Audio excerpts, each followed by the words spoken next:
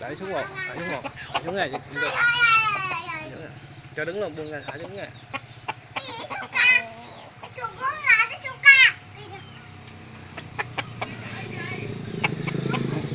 Ôm á, ôm nó quẹt hay giọt hết kìa.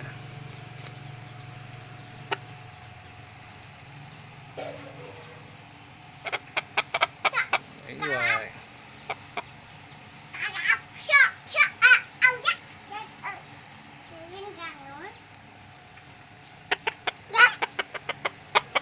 Gì yêu quá. Cái nữa.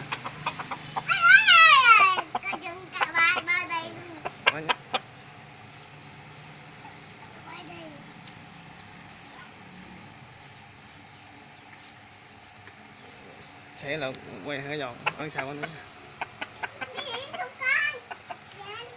Rồi dính sình không? Đạt rất là được. Chứ đi rửa giò.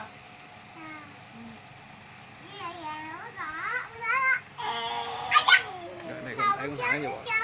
Đây về bán rửa giò nè, đây. Đây. Đây. Rửa giò nè.